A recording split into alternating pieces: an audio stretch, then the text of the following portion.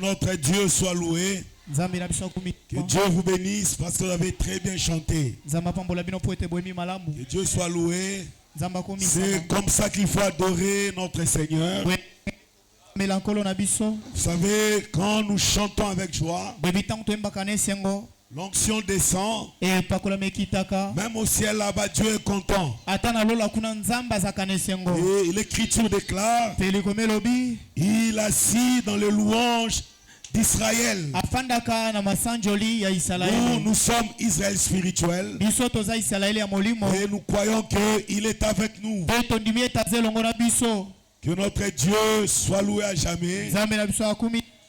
Et je vous demandais de vous lever pour lire l'Écriture. Nous allons lire aujourd'hui dans deux Écritures toujours. D'abord notre Écriture de base, c'est-à-dire Hébreux chapitre 13, le verset 8. C'est une écriture que vous connaissez même par cœur. Ça ne fonctionne pas. Ça fonctionne. Nous lisons Hébreux chapitre 13e. Le verset 8. Nous lisons cela au nom de Jésus-Christ. Parce que c'est vraiment très important pour nous. Nous croyons que toute écriture est inspirée de Dieu.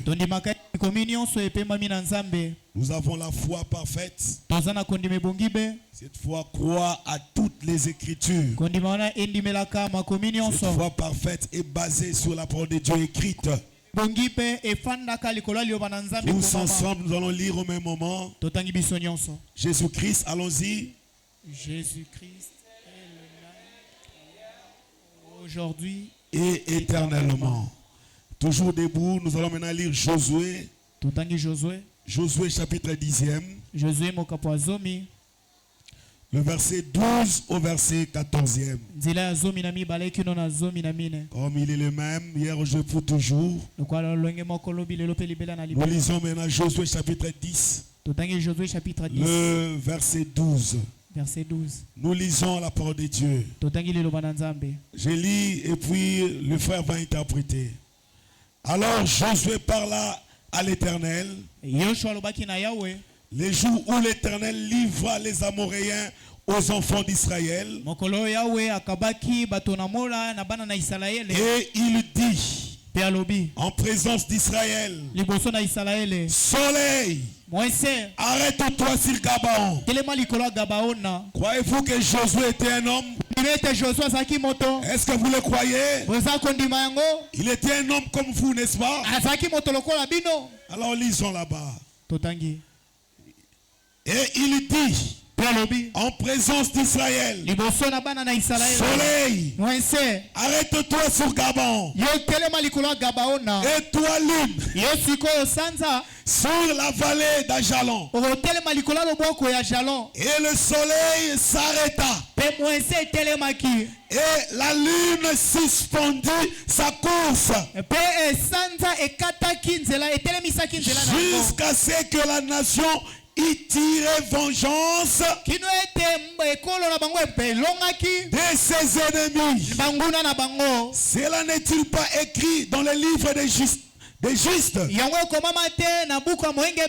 soleil s'arrêta au milieu du ciel et ne se hâta point de se coucher presque tout un jour.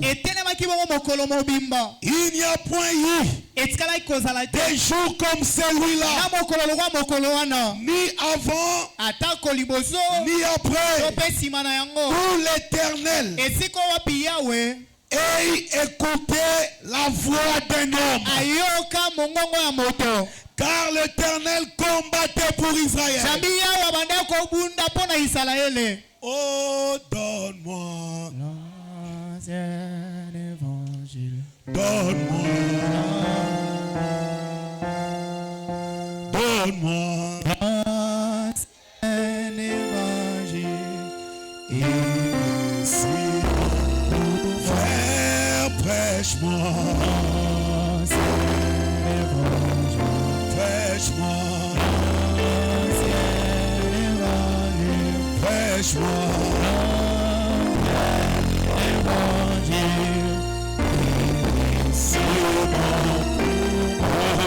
C'est la vieux bateau des Sion. C'est le vieux bateau des Sion. C'est le vieux bateau des Sion.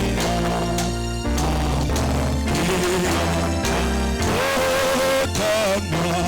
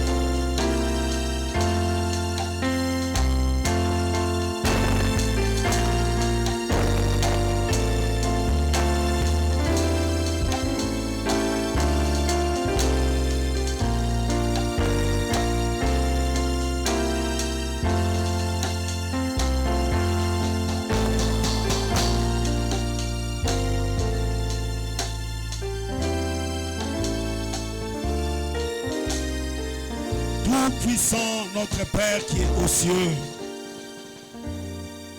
que ton nom soit sanctifié. Maintenant, Seigneur, nous voulons écouter ta parole. Sois avec nous, Seigneur, du début à la fin. Loin, Seigneur, ton serviteur, comme un instrument inutile. Et prends, Seigneur Jésus-Christ, l'écriture qu'on vient de lire. Brise cela pour tes enfants. Ils sont venus, pas pour écouter un homme, mais ils sont venus s'attendant à toi. Merci pour cette bonne présidence. Bénis mon frère qui a présidé ces cultes. Bénis tes enfants qui ont chanté. Bénis ceux qui ont joué aux instruments. Maintenant, Seigneur, c'est le moment le plus glorieux, Seigneur. Le temps où nous devons écouter ta parole. Parlez-nous, Seigneur, au nom de Jésus-Christ. Amen. Amen. Que notre Dieu soit loué. Nous avons lu dans le livre de Josué. Et notre sous-thème aujourd'hui, ça sera un paradoxe. Ou les dieux des paradoxes. Amen. Amen. C'est ça notre sous-thème aujourd'hui. Mais notre thème, vous le connaissez. C'est Jésus-Christ est le même hier, aujourd'hui et éternellement. Le sous-thème qu'on va aborder ce soir, c'est le Dieu des paradoxes. Bien-aimés frères et sœurs, le livre de Josué qu'on vient de lire est comparable au livre des Éphésiens. Vous savez pourquoi? Parce que le livre de Josué, c'est le placement. Cela veut dire que c'est Josué qui avait distribué Canaan au peuple d'Israël. C'est Josué qui avait dit à la tribu de Juda, voici votre héritage. À la tribu de Benjamin, voici votre héritage. Est-ce que vous êtes d'accord avec moi? C'est Josué qui avait partagé le pays. Là, c'est dans l'Ancien Testament. Dans le Nouveau Testament, le livre des Éphésiens, c'est le livre qui nous place aussi. C'est le livre qui nous place dans le corps mystique de Jésus-Christ. Donc le livre des Éphésiens est comparable à celui de Josué. Parce que Josué nous a introduit dans le pays. Et nous aussi en ces temps de la fin, dans le Nouveau Testament, notre pays, notre Canaan, c'est le Saint-Esprit. Que notre Dieu soit loué. Et le sujet de cet après-midi, c'est le Dieu des paradoxes. Un paradoxe. Qu'est-ce que signifie paradoxe? Le mot paradoxe signifie quelque chose d'incroyable mais vrai. Est-ce que tu m'as compris? J'aimerais encore que vous soyez attentifs ce soir. Hier, Dieu nous a bénis par la foi parfaite. Et vous connaissez qu'est-ce que la foi parfaite. C'est la révélation que Dieu donne à un enfant, à ses enfants, pour comprendre que quand il demande quelque chose à Dieu, cela est déjà fait. Cela est déjà accompli. Et si vous avez une telle foi, vous allez comprendre que notre Dieu est un Dieu de paradoxe. Et paradoxe signifie incroyable, mais vrai. J'ai aimé l'interprétation. Donc, quelque chose qu'on ne peut pas croire. Donc tu regardes, tu dis non, ça ne peut pas arriver. Mais cela arrive. Et vous prouvez que ça s'est accompli. Laissez-moi un peu vous expliquer cela. Par des réalités palpables. Par des choses que vous connaissez. Mais qui sont des paradoxes. Bien-aimés frères et sœurs. Quelque chose que l'humanité, la science ne peut jamais prouver. Mais Dieu l'accomplit. Dieu le fait. Incroyable mais vrai. Prenons par exemple la terre. Regardez un peu la terre. Comment est-ce que la galaxie fonctionne? Est-ce que tu es avec moi, mon frère? Qui connaît ce qui soutient la terre? Qui peut prouver cela? Vous savez que la terre ici, c'est comme dans l'espace. Est-ce que vous le savez? Maintenant, comment prouver que la terre tient? Est-ce qu'on peut le prouver? C'est incroyable mais vrai. Parce que tous les immeubles que vous voyez, on les construit sur la terre. Il y a un cours qu'on appelle stabilité. Et dans ce cours-là, il y a un chapitre qu'on étudie et qu'on appelle la descente des charges. C'est-à-dire que les bâtiments que vous voyez là-bas, à plusieurs niveaux, le poids se transmet. D'abord sur des poutres. Le poutre, c'est ce que vous voyez là-bas. Et après les poutres transmettent cela sur les colonnes. Amen. Et les colonnes transmettent cette charge-là sur des longrines. Et les longrines, à leur tour, transmet cette charge dans la fondation. Et la fondation jette la charge sur la terre. Il y a combien d'immeubles au monde? Est-ce que la terre tombe? Maintenant, qu'est-ce qui soutient la terre? Qui connaît? Personne. La science n'a pas pu le prouver. Ça ne pourra pas le prouver. C'est incroyable. Mais vrai. Frère, comprenons un peu quelque chose. Regardez le ciel là-bas. Le ciel, comment est-ce que c'est étendu? Mais ça ne tombe jamais. Qu'est-ce qui soutient le ciel? Qui connaît? Les hommes des cieux ne pourront pas prouver.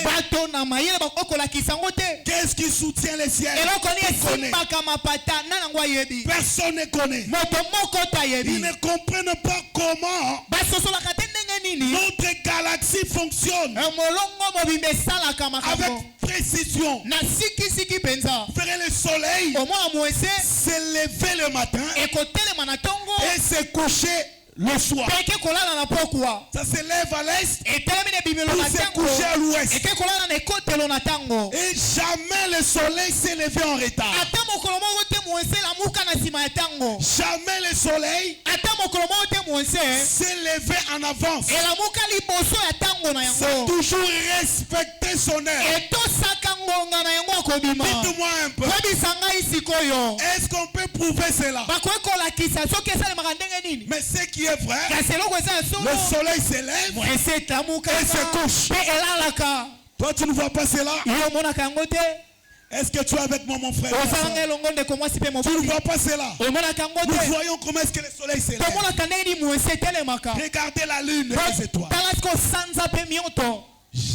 Vous savez, les hommes des sciences disent que les étoiles que vous voyez là-bas sont plus grandes que la terre. Qui connaît cela? Vous avez déjà entendu parler de ça? Que les étoiles sont plus grandes que la terre. Mais il y en a combien au ciel? Mais pourquoi ça ne tombe pas? Qu'est-ce qui soutient ces étoiles-là? Parce que si un seulement tombait, mais je vous dis, c'est la terre qui va terminer. Et ils ont toujours les scientifiques nous disent que il y a des météorites qui ont déjà cédé et ça commence à tomber. Les jours où ça va entrer sur la même trajectoire que la terre, la terre va se détruire. Qu'ils réfléchissent comme ça. Et nous savons une chose. Avant que cela n'entre en coalition avec la terre, nous allons nous envoler. Aussi longtemps que nous sommes sur la terre, pas de malheur sur la terre. Tu peux dire amen à ça. Ce qui retient la colère de Dieu, c'est la présence de l'épouse sur la terre. Laisse-moi expliquer cela très bien. Ce qui arrête la colère de Dieu sur la terre, c'est ta présence. Les jours que tu quitteras la terre, les étoiles tomberont du ciel. Amen, amen, amen. Amen. Je vous explique ce qui est incroyable, mais vrai. Est-ce que tu es avec moi, frère? Le soleil, la lune, tout ce que nous voyons là-bas, la terre, elle ne tombe pas. Mais les hommes des sciences n'arrivent pas à expliquer pourquoi ça ne tombe pas. Ils ne connaissent pas ce qui soutient la terre. Ils ne connaissent pas ce qui soutient les étoiles. Amen, amen. Amen. Ils ne comprennent pas cela. Amen. Ils ne comprennent pas cela. Parce que c'est incroyable. Mais vrai. Et ils ne peuvent jamais comprendre ça. Ils ne comprennent pas comment la lune peut-elle à des milliers de kilomètres, à des milliards de kilomètres, mais cette lune-là contrôle la marée. Est-ce que tu es avec moi? Vous voyez la lune là où ça se trouve là? Dans des milliards de kilomètres, mais ça contrôle la marée. Donc toutes les eaux que vous voyez là sont contrôlées par la lune. Quand la lune sort, vous voyez les vagues là être calmes. Parce que la lune est là. Mais si la lune seulement montait, et vous verrez que les eaux aussi commencent à s'agiter. C'est vrai, ça se prouve. C'est la lune qui contrôle ça. Notre Dieu est merveilleux. Il a placé la lune comme un chien gardien des océans, des mers. C'est pourquoi vous voyez, ça ne peut jamais se déborder. À moins que lui-même Dieu permette cela. La lune contrôle la marée. Alors, quand la lune se rapproche de la terre, les eaux aussi se retirent. Maintenant, quand la lune s'éloigne de la terre, les eaux aussi montent. Qui peut expliquer cela? Les hommes de science ne peuvent jamais l'expliquer. Mais ce qui est vrai, nous le voyons s'accomplir. Il y a même un écrivain qui a parlé de ça. Il a comparé l'éléphant. Cet animal-là intelligent, là, Kabundi. En français, c'est quoi? Le renard. Le renard. Il a comparé le renard et l'éléphant. Le renard dit à l'éléphant, moi, je peux boire beaucoup d'eau de la rivière plus que toi. Et l'éléphant lui dit jamais. Regarde ma masse là. Tu ne pourras jamais prendre de l'eau plus que moi. Le Kabunji là, tellement qu'il a une intelligence là, je ne sais pas moi comment. Il a dit à l'éléphant, il connaissait déjà cette loi de la nature. Que quand la lune se rapproche de la terre, donc il n'y a pas assez d'eau. Quand la lune s'éloigne de la terre, l'eau monte. Il a dit à l'éléphant, ça va, toi tu commences. Il a regardé la lune. Il a vu que la lune était là. Il dit à l'éléphant, vas-y, va boire. L'éléphant a bu. L'eau ne descendait pas. Alors quand il a remarqué que la lune commençait à monter, il dit maintenant c'est mon tour. Il vient là, il met sa bouche. Plus la lune s'éloigne de la terre, la rivière aussi s'abaissait.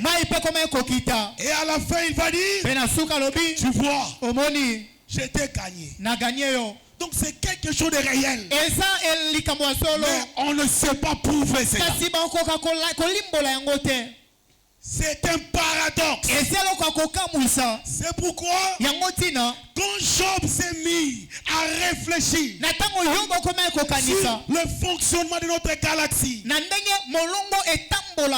il dit que la terre, donc il dit que la terre est suspendue dans les néants. Lui aussi ne comprenait pas. Alors que Job c'est un prophète. Dieu ne lui avait pas donné cette révélation. La terre est suspendue dans les néants. Lisons Job chapitre 26. Le verset 6 au verset 8. Job 26e. Le verset 6 au verset 8. Verset 6 à 8. Il dit que la terre est suspendue dans les néants. Écoutez.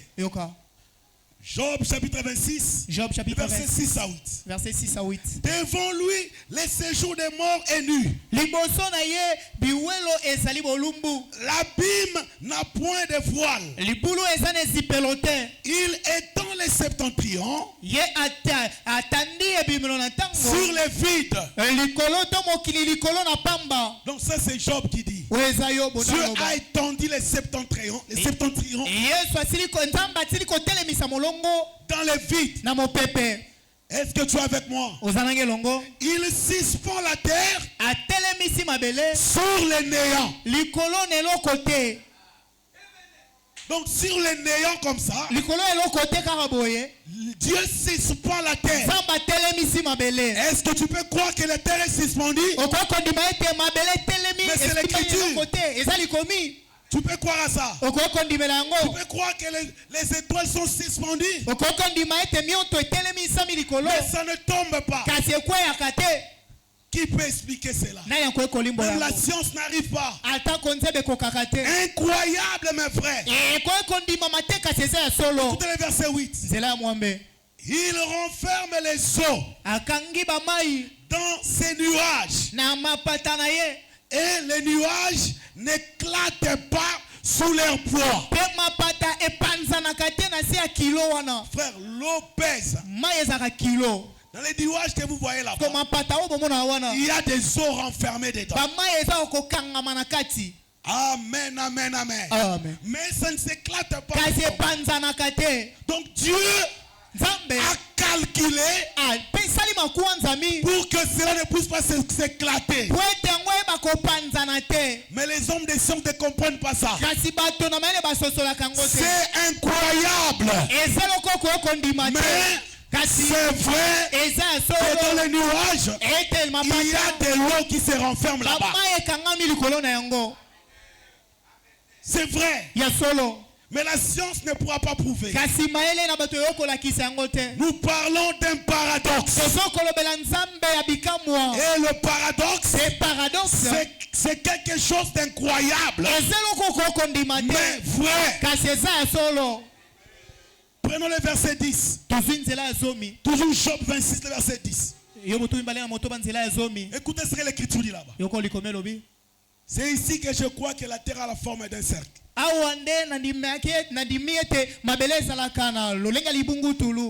Écoutez, il dit ceci. Il a tracé un cercle à la surface des eaux, comme limite entre la lumière et les ténèbres. Qui l'a fait? C'est Dieu. Mais comment l'expliquer? Est-ce que nous, pour tracer un cercle, on a besoin d'un compas. Maintenant, tu vas faire quel genre de compas pour tracer un cercle grand? Personne ne peut expliquer ça. Incroyable. Mais c'est vrai. Et à un certain moment, toujours Job là s'est mis à importuner Dieu. Oh Dieu, il lui a posé des questions là difficiles. Et Dieu s'est fâché. Il est descendu maintenant. Il a dit à Job, assis-toi là-bas. Je vais te poser des questions. Toi, tu vas me répondre. Est-ce qu'on peut lire cela? Écoutez les questions que Dieu a posées à Job. Parce que des fois nous importunons Dieu. Oh Dieu, si tu étais Dieu, pourquoi est-ce que cette histoire m'est arrivée? Pourquoi? Ah, c'est Dieu. Ah, Dieu, pourquoi m'as-tu fait ceci? Quand Job commençait à dire ça, dans Job 33e, le verset 1er, Dieu lui a dit, assis-toi maintenant Job. Moi, je vais te poser des questions et toi tu vas répondre. Nous parlons du Dieu des paradoxes. Écoutez, maintenant donc, Job, écoute mes discours. Prête l'oreille à toutes mes paroles. Voici, j'ouvre la bouche, ma langue s'est remise dans mon palais. C'est avec droiture. Non, c'est dans Job 38. Job 38. C'est pas 32. Job 38. Job 38. Job 38. Le verset 1er. L'Éternel répondit à Job du milieu de la tempête et dit. Le verset 1er d'abord. L'Éternel répondit à Job du milieu de la tempête et dit. Verset 2. Qui est celui qui obscurcit mes desseins par des discours sans intelligence? Écoutez maintenant le verset 3. Saint terrain. Comme un vaillant homme, je t'interrogerai et tu m'instruiras. Est-ce que toi tu peux instruire Dieu? Écoutez la suite. Et Dieu lui a dit, Saint terrain, je vais t'interroger. Maintenant toi tu vas m'instruire. Toi qui as l'habitude de dire, ah Dieu, pourquoi tu m'as fait ceci? Saint terrain maintenant. Comme un vaillant homme. Instruis Dieu si tu sauras. Notre Dieu n'a pas de conseiller. Il est au ciel. Il fait ce que bon le savent. Écoutez le verset 4. Où étais-tu quand j'ai fondé la terre? Job, dis-le. Dis-le, Job. Dis-le. Où étais-tu quand j'ai fondé la terre? Dis-le. Si tu as de l'intelligence. Si tu as de l'intelligence. Dis-le. Écoutez. Ah, notre Dieu est merveilleux. Qui en a fixé les dimensions? Amen, amen. Amen. Est-ce que les hommes des sciences connaissent réellement la dimension réelle de ce monde? Les sais-tu? Ou qui a étendu sur elle les cordeaux? Sur quoi ces bases sont-elles appuyées?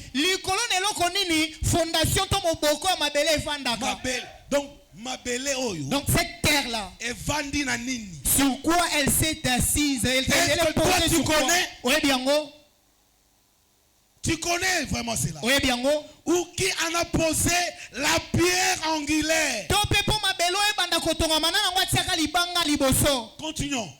Alors que les étoiles du matin éclataient en chant d'allégresse, et que tous les fils de Dieu poussaient des cris de joie.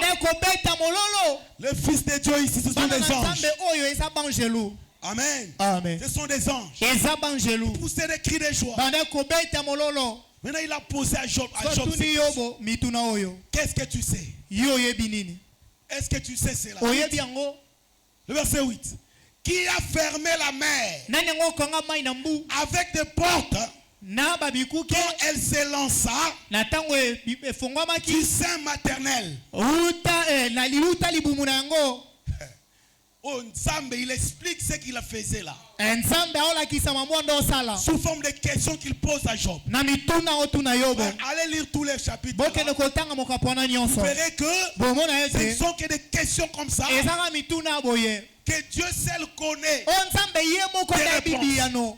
C'est pour vous montrer que personne ne connaît comment est-ce que le monde est formé. Ceux qui font de la terre, personne ne connaît. C'est incroyable, mais c'est vrai. C'est paradoxal. Job a manqué de réponses.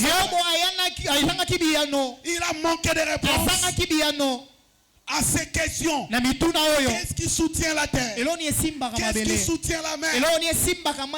Laissez-moi vous dire une chose. Nous avons la réponse. Avec la révélation, nous avons la réponse. Qu'est-ce qui soutient la terre? L'Écriture nous déclare qu'il soutient toutes choses par sa parole. Amen. La terre n'est pas soutenue dans les néants. Il y a quelque chose qui soutient la terre. Ce qui soutient la terre, c'est la parole de Dieu. C'est incroyable, mais c'est vrai. Hébreux chapitre 1er, le verset 3e.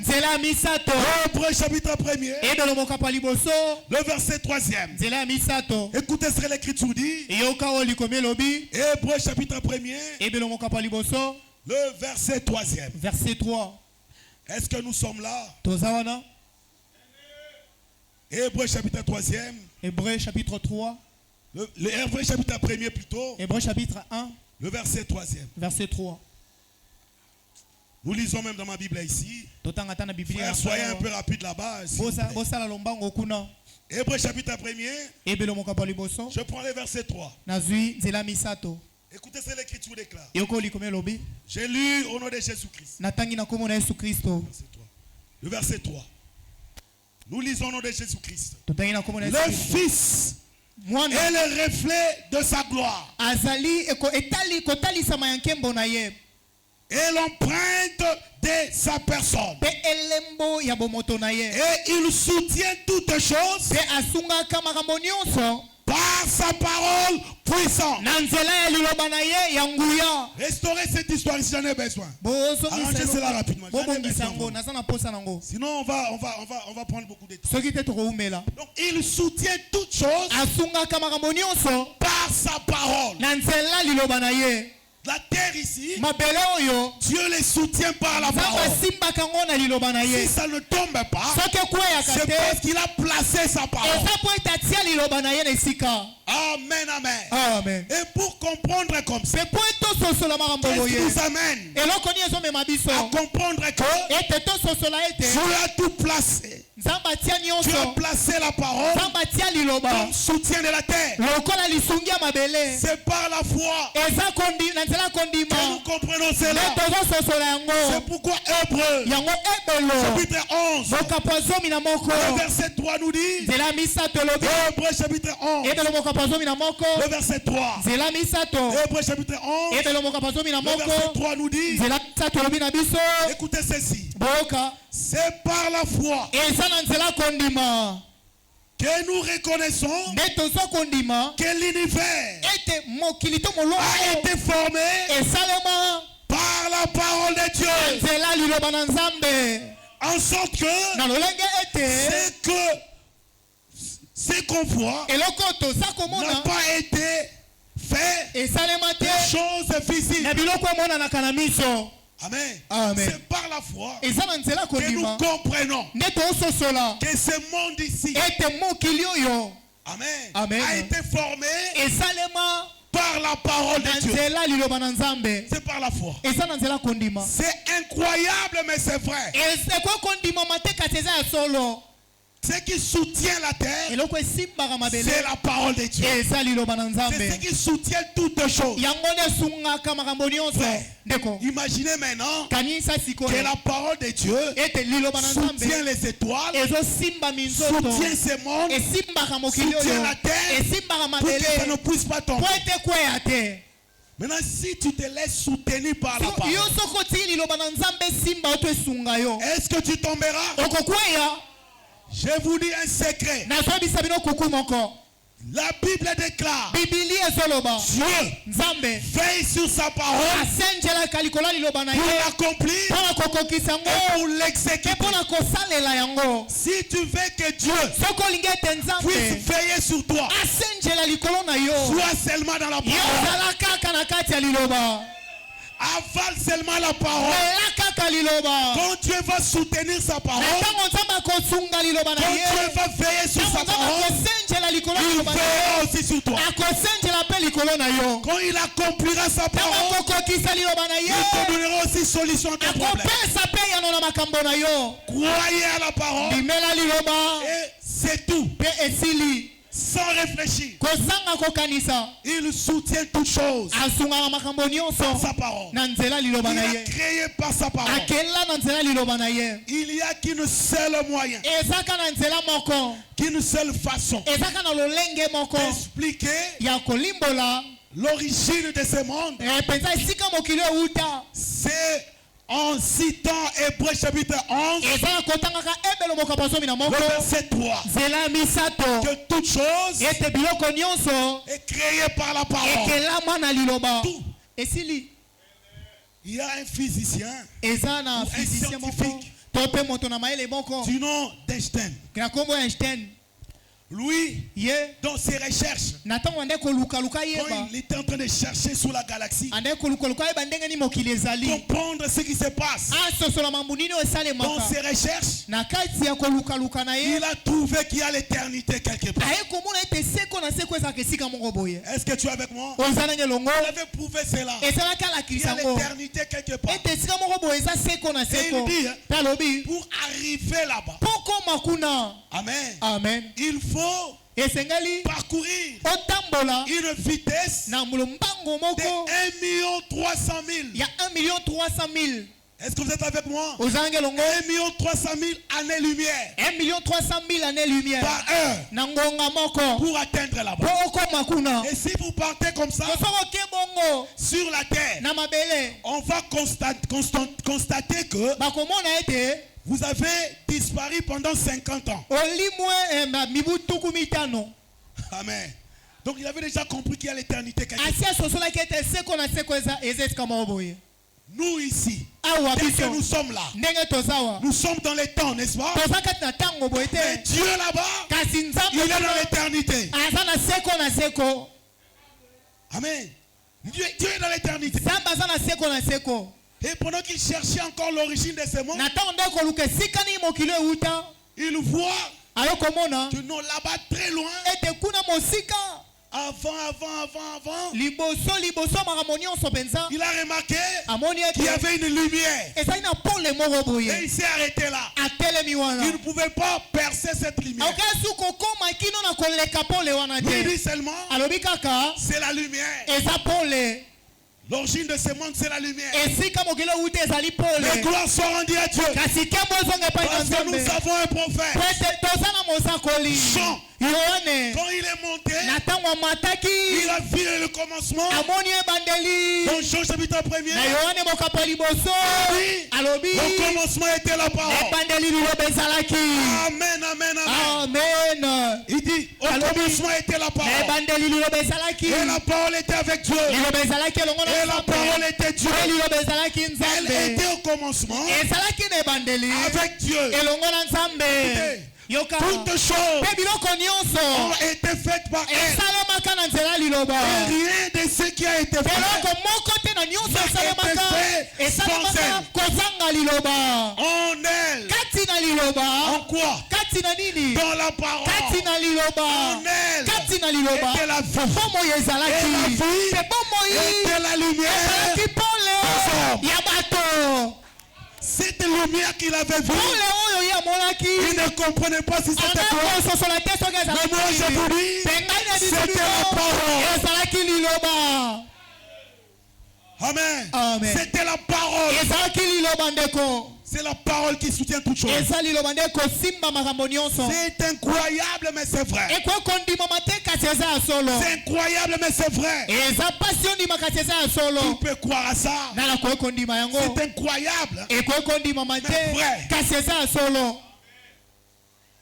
Prenons maintenant l'exemple de Noé. Le Dieu des paradoxes. Il fait des grandes choses. Il fait des choses incroyables. Mais vrai. Noé vient. Il dit, écoutez, la pluie tombera. Et ça va détruire l'humanité. La pluie détruira l'humanité. Dieu m'a dit de construire l'arche. Noé prend tout ce que Dieu lui avait donné comme élément. Il va sur une montagne pour commencer à fabriquer son arche. C'est comme s'il était fou. Remarquez un peu. Si on veut monter une société de fabrication de bateaux, selon la science humaine,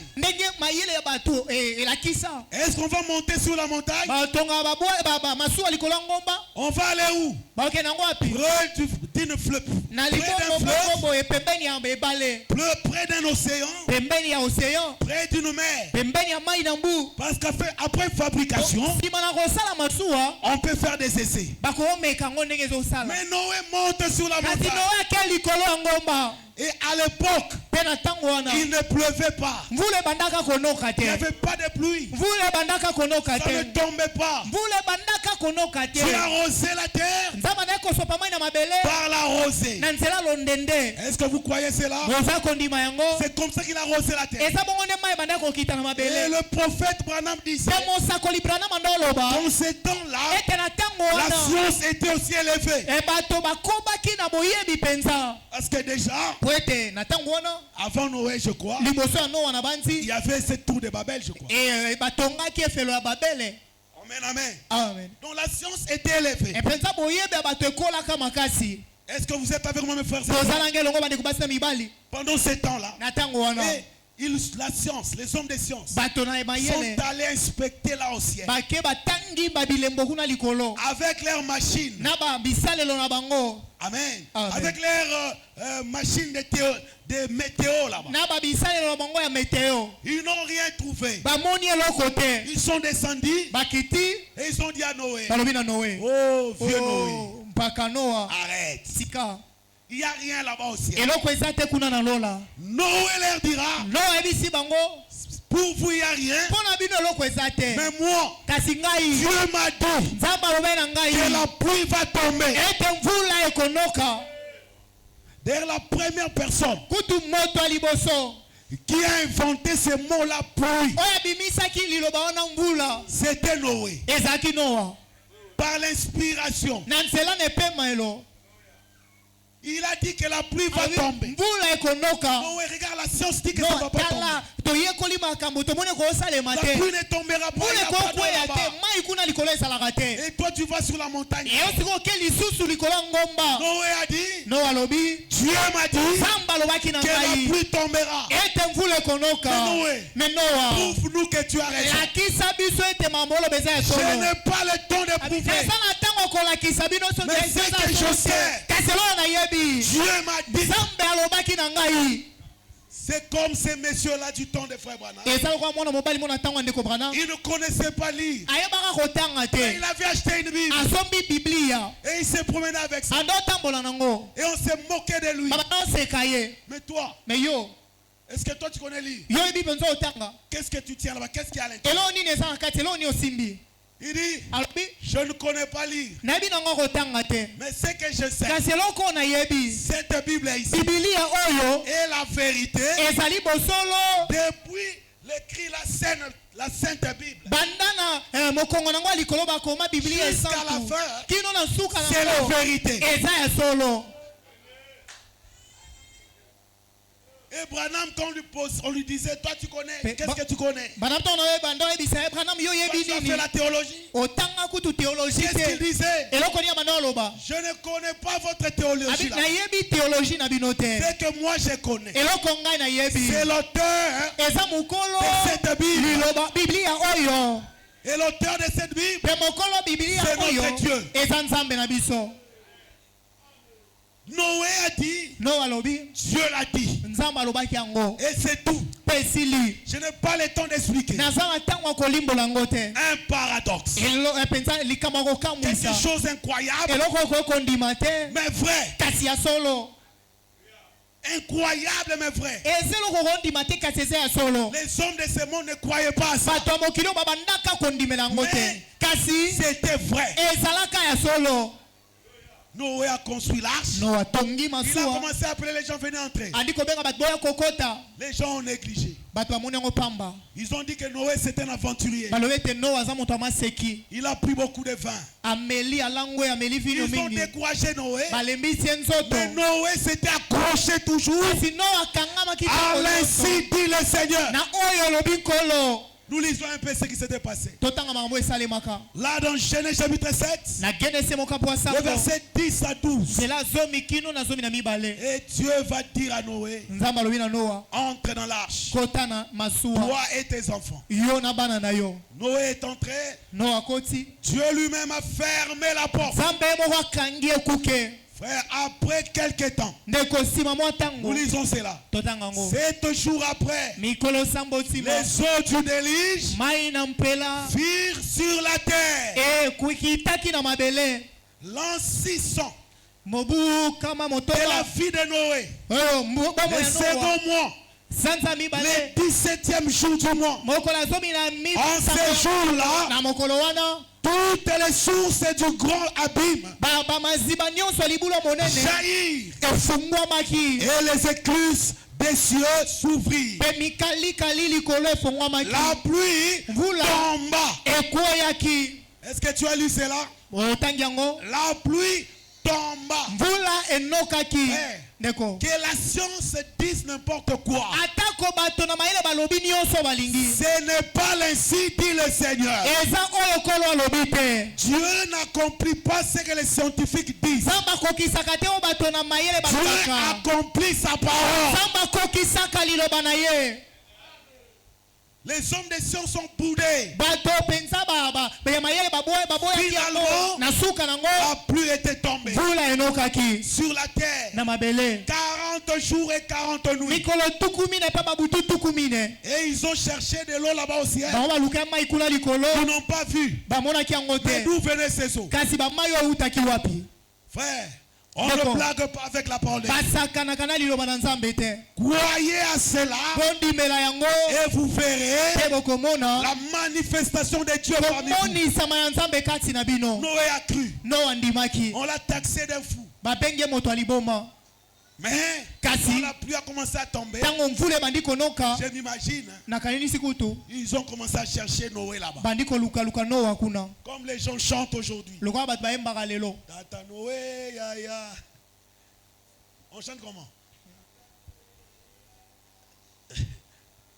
Donc, Tata Noé, ils chantent que Noé ouvre l'arche que nous puissions entrer. Noé ne pouvait pas ouvrir. Parce que ce n'est pas lui qui avait fermé. La personne qui avait fermé, c'était qui? C'était Dieu.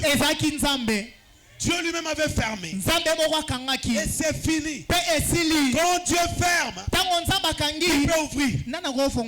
Même pas un prophète. Quand Dieu ferme, personne ne peut ouvrir. Quand Dieu ouvre, personne ne peut fermer.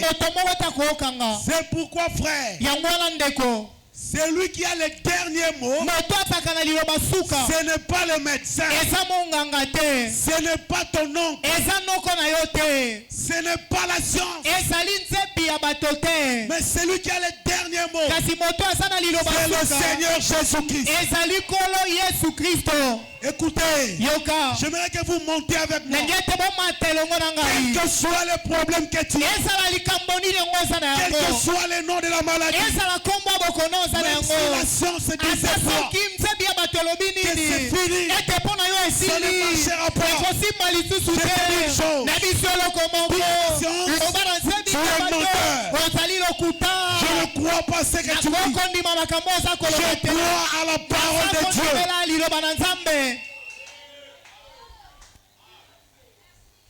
Amen, amen. Amen. La pluie était tombée. Et ils sont morts là-bas. Il n'y a qu'une seule famille qui était sauvée. Est-ce que vous le savez? Il n'y avait que la famille de Noé qui était sauvée. Et je vous dis, en ce temps de la fin, lors de l'enlèvement, il n'y aura qu'une seule famille qui va s'enlever. Amen. Écoutez, un branamiste c'est là-bas. Il dit, c'est la famille Branham. Oh, nous faisons partie de la famille Branham. C'est faux et archi faux. Preuve. Quand Billy était décédé, tu étais allé dans son deuil? Ils avaient dit ceci. Dans ce deuil ici, on a seulement besoin de la famille Branham. Toi qui dis que nous sommes de la famille Branham, tu étais parti là-bas. Pourquoi tu mens alors que tu fais partie de la famille Branham? Amène-moi la photo des obsèques de Billy. Comme ça, je vais croire que tu fais partie de cette famille. Non, tu avais porté leur uniforme. Voilà comment est-ce que vous voulez vous greffer dans des familles d'autrui. Et on vous refuse aussi. On t'en fout, branamiste. Écoutez, tous les branamistes iront en enfer.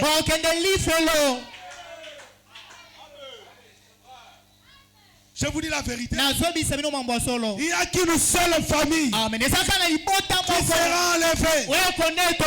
C'est la famille de Franck. Tous les franquistes en enfer.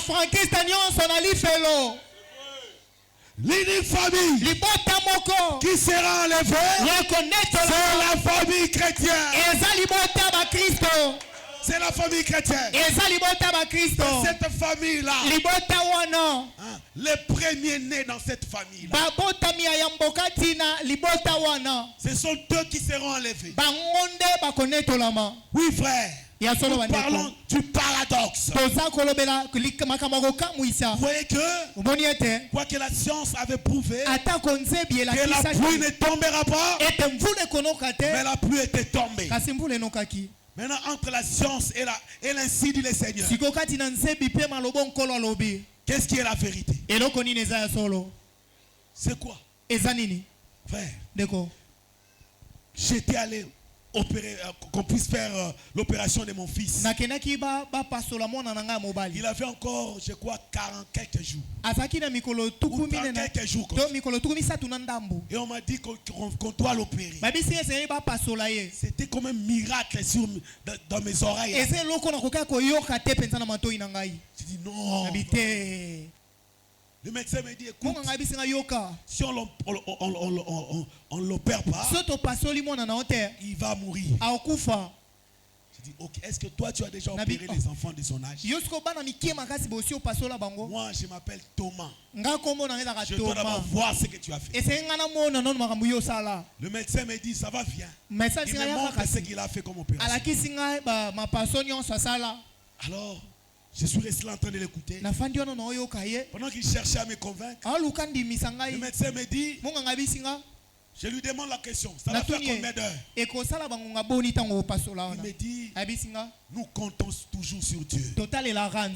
Ça c'est le médecin, un grand médecin de ce monde. Il a dit, nous comptons que sur Dieu. Frère, quand il a dit ça, je me suis dit que Dieu est dans la chose ici. Comme lui aussi compte sur Dieu, moi aussi je compte sur Dieu. Dieu va lui donner l'intelligence. Il va opérer l'enfant et tout va bien se passer. Nous ne comptons pas sur les hommes. Nous comptons sur Dieu. Amen, amen. Amen. Moi, je compte sur le nom de l'Éternel. Maintenant, toi, tu comptes sur qui? Sur ton médecin. Écoute, change de médecin dès ce soir. Ce médecin qui te dit, ça n'ira pas. Tu vois, toi, ça ne marchera pas. Ça, c'est quelle chanson? Il y a une femme du temps de frère Branham. Elle avait un cancer de nez. Elle se couvrait seulement son nez comme ça. Il allait chez son médecin. Et son médecin lui a dit, oh ma soeur, c'est fini pour toi.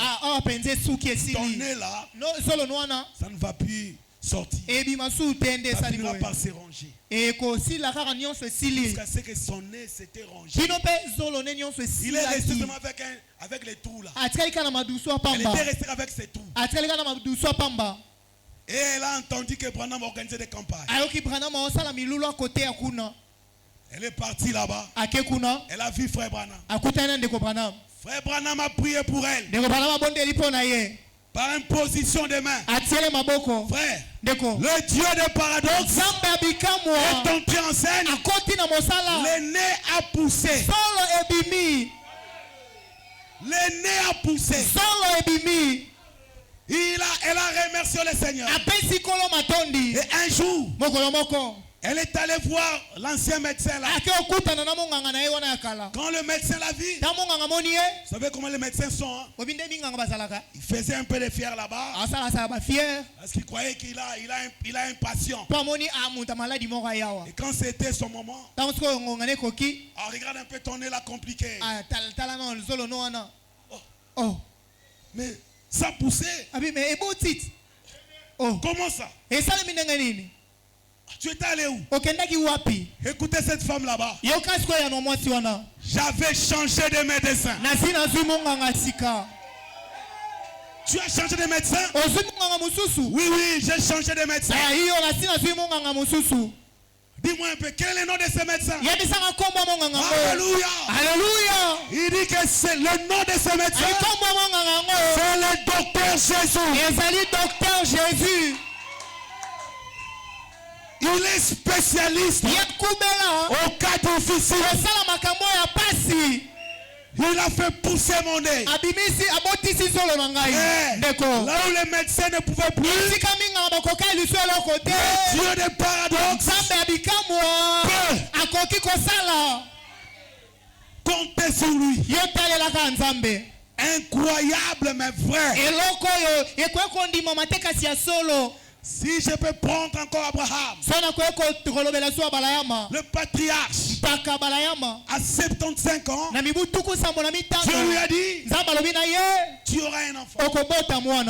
Et sa femme avait 65 ans. Il a cru à cette promesse, sans douter. Après 25 ans, lui aura maintenant combien? 90 ans. 25 plus 75. Ça fait combien? 90, n'est-ce pas? Ça fait 100. Hein? Merci pour les meilleurs calculs. À 100 ans, c'est alors que l'Éternel descend. Amen. Il descend. Là, nous sommes dans Genèse chapitre 18. Le verset 9 à 15. Il descend là-bas. Nous lisons. Alors il lui dit, où est Sarah ta femme? Abraham répondit, elle est dans la tente. L'un d'entre eux dit, donc, un des anges, c'était Elohim. L'un d'entre eux dit, je reviendrai vers toi à cette même époque.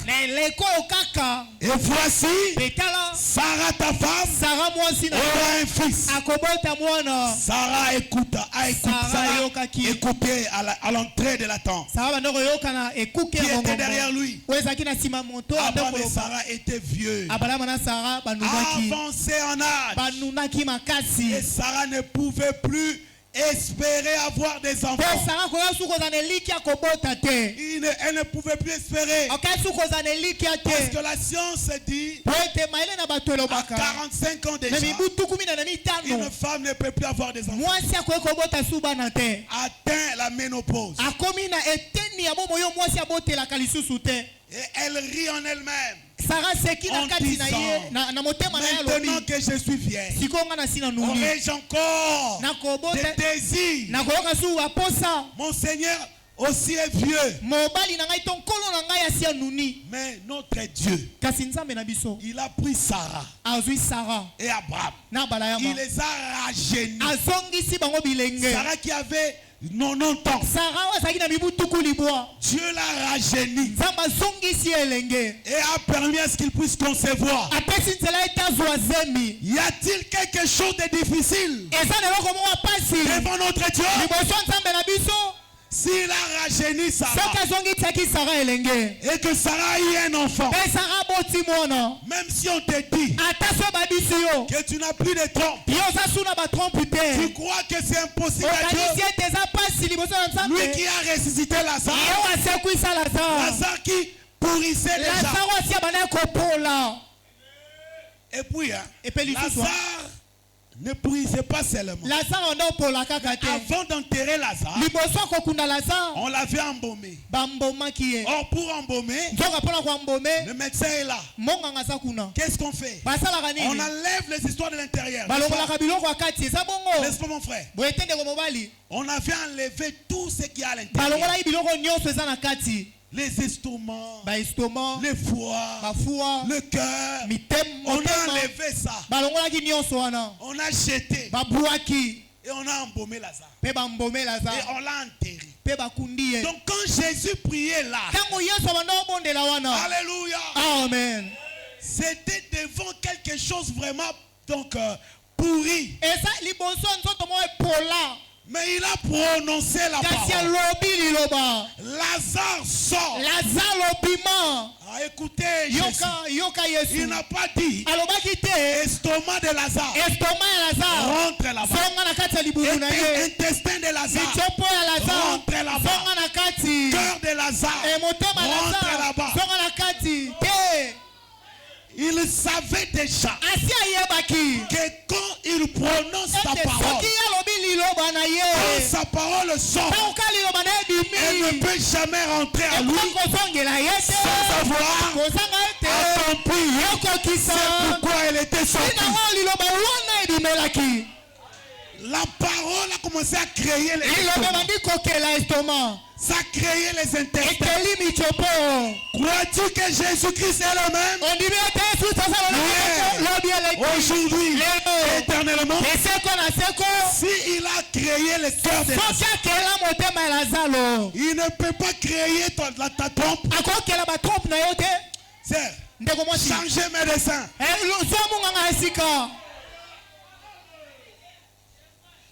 Est-ce qu'on change de médecin? Tu as changé de médecin? Au changer de médecin. Tu as changé de médecin. Que le Seigneur te donne ce que tu cherches. Frère, je vous ai déjà préparé. Vous êtes là en train d'attendre quelque chose. Et vous avez la foi parfaite. Maintenant, c'est Dieu de paradoxe. Est-ce que tu crois à ça? Que notre Dieu soit remercié. Il a le pouvoir de créer des trompes et te donner un enfant. On a combien de 60 ans? J'ai déjà atteint 60 ans. Est-ce qu'on va encore m'engager quelque part? J'ai besoin d'un travail. Dieu peut le faire.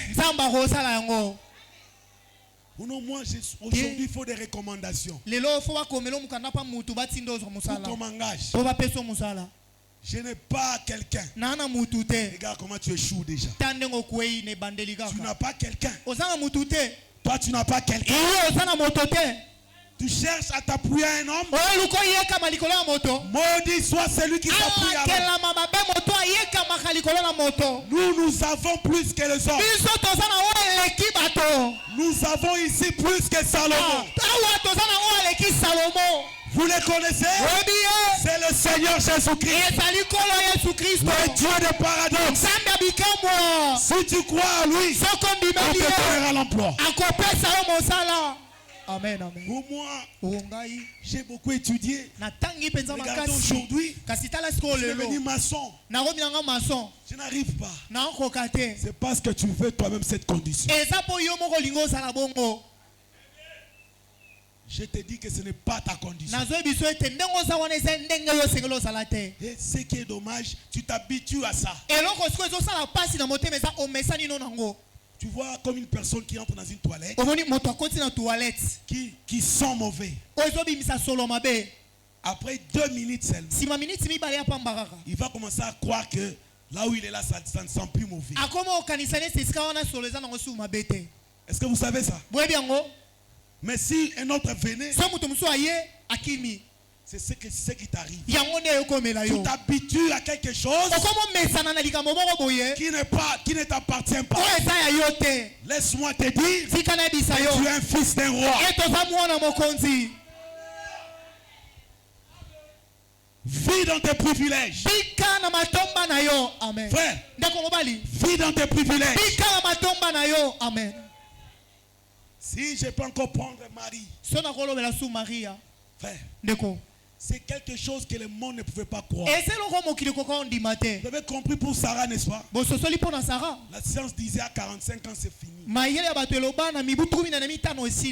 Dieu a dit. Et Sarah a eu un enfant. Incroyable, mais incroyable, mais vrai. Marie était une vierge. L'ange Gabriel sort devant elle. Je te salue, Marie. Une grâce t'a été faite. Tu auras un enfant. Tu lui donneras le nom de Jésus. Messieurs, comment tu dis ça? Moi, je ne connais point d'homme. Pour qu'une femme puisse tomber enceinte, il doit être en contact avec un homme. Que ta fille ne te trompe pas. Elle vient là enceinte. Tu lui dis, qui t'a fait ça? Je ne connais pas. Tu ne connais pas comment. Tu veux dire que tu es mari moderne?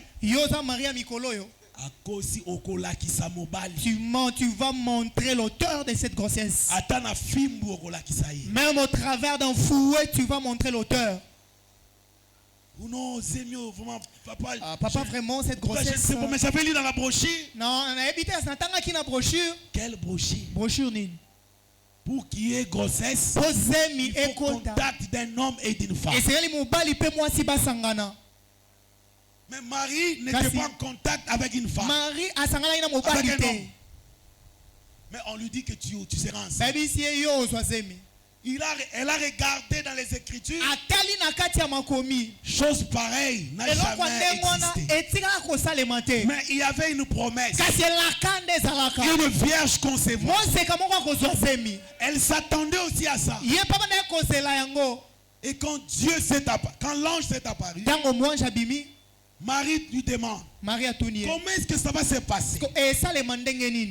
On lui dit, une puissance surviendra sur toi. Et Marie a cru à cela. Et elle était tombée enceinte.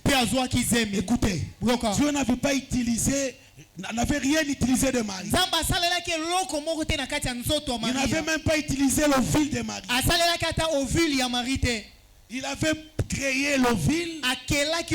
Il a créé la sémence. Et il a introduit là-bas.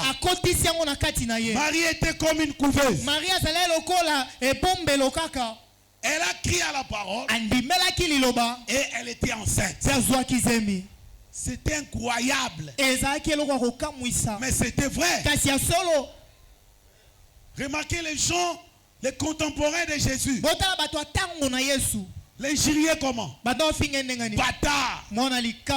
Pourquoi? Parce que Marie, avant le mariage avec Joseph, était tombée enceinte. Incroyable mais vrai. N'est-ce pas que Dieu l'a fait? Dieu fait des choses incroyables. C'est un Dieu de paradoxe. C'est un Dieu de miracles. C'est oui et amen. C'est un Dieu de miracles. Retournons maintenant chez Josué. Voilà, je vais chiter maintenant. Retournons chez Josué. Josué chapitre 10. Le verset 12 à 14. Là nous voyons que Josué était dans une bataille. Et Dieu leur avait donné l'avance sur les ennemis. Pendant qu'ils tabassaient les ennemis pour conquérir un pays. Le soleil parcourait. Et le soir, la nuit voulait tomber. Le soir voulait arriver. Josué a regardé. Il a vu que le soleil avance. Mais ils étaient en train de gagner dans la guerre. Il dit non. Si la nuit tombait, ça va retarder les choses. Alléluia. L'onction descend sur lui. Il tourne ses regards vers le ciel. Il regarde le ciel. Josué a reconnu sa position. Vous savez, Josué, le nom Josué, c'est la même signification avec le nom Jésus. Josué veut dire Jéhovah sauveur. Josué a regardé le ciel. Il a regardé le soleil. Il a dit, soleil, arrête-toi. Lune, toi aussi. Attends là-bas. Ça n'a jamais existé. Le soleil s'est habitué à s'élever, à marcher et à aller se coucher. Mais ce jour-là, un homme comme toi et moi s'est levé. Il a prononcé la parole. Soleil, arrête-toi. Lune, arrête-toi. Le soleil a écouté. Cette fois-ci, la voix d'un fils de Dieu. Amen. Frère, le soleil a écouté la voix d'un fils de Dieu. Et Josué était comme toi et moi. Et l'écriture déclare, il n'y a jamais eu de jours comme ces jours-là. Il n'y a jamais eu de jours comme ces jours-là. Josué a arrêté le soleil. Amen, amen. Amen. Alors que les hommes de science, ils ont aussi dit que si la terre s'arrêtait, ça va tomber. Mais quand le soleil s'était arrêté, qu'est-ce qui s'était passé? Moi je ne connais pas. Mais ce que je sais, Josué a parlé et le soleil s'était arrêté. Toi aussi ce soir. Toi aussi ce soir. Laisse-moi te dire. Tu veux que je te dise quelque chose? Écoute ça. Tu es plus que Josué. C'est comme si tu n'as pas compris. Tu es plus que Josué. Pourquoi? Josué était sous les sangs de boucs et de péchés et de taureaux. Ces sangs-là ne pouvaient pas l'amener à la perfection. Il était sous ces sangs-là. Mais toi, tu es sous les sangs d'Emmanuel lui-même. Ça peut t'élever encore. Aujourd'hui, si seulement tu crois, tu prononceras la parole. Comme Josué, soleil, arrête-toi. Et le soleil s'arrêtera. Remarquez, frère Branham, il était là dans la montagne. Et la tempête est venue. La tempête venait pour vraiment l'enlever là, pour l'emporter. C'était une forte tempête. Branham, au lieu de parler, il hésitait. Il va entendre une fois. Il lui dit, Branham, prononce la parole. Parle à cette tempête. Il hésitait toujours. Après lui a dit, Branham, une fois que parle, observe les Écritures. N'est-ce pas que moi, j'avais arrêté la tempête. Branham s'est réveillé. Il s'est levé. Il a regardé la tempête. Il a prononcé la parole. Tempête, entre d'où tu viens. Au nom de Jésus-Christ. Ce soir, Branham est mort.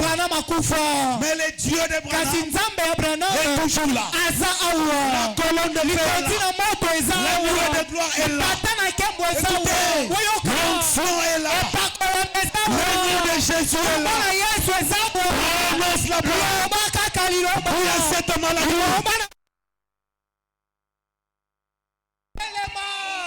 Na kombo na Yesu.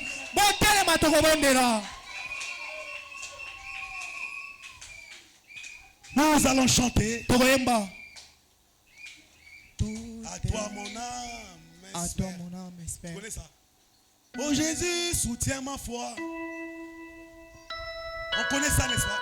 Soutiens ma foi, Seigneur. C'est en toi que mon âme espère. Est-ce que tu crois, mon soeur? Est-ce que tu crois, mon frère? Jésus est là. Il a compris des merveilles. Si seulement tu crois à la parole, tu verras la main de Dieu.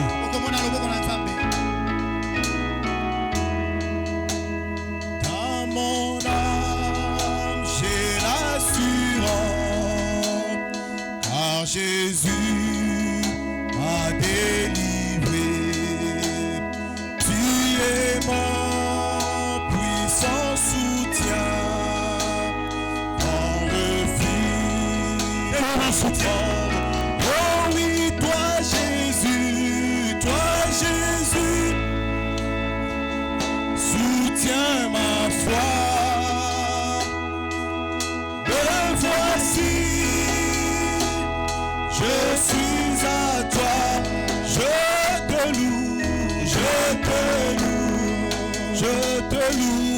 mon rocher.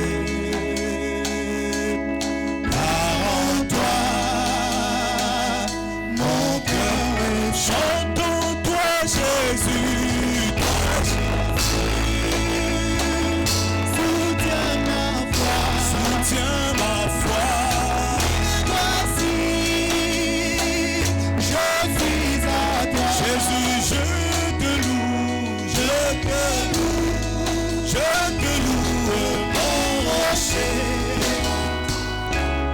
Car en toi, mon cœur espère.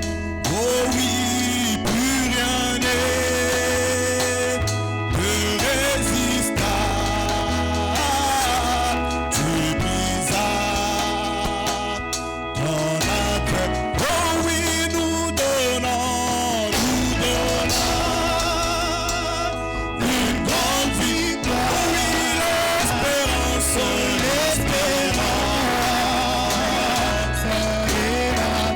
Oui, toi Jésus,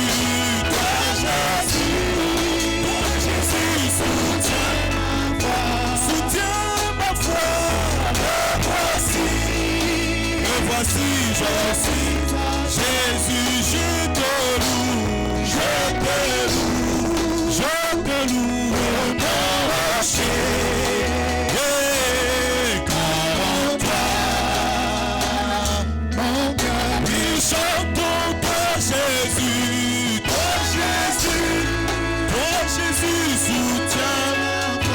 soutiens ma foi, me voici. Jésus, je te loue, oui, je te loue, mon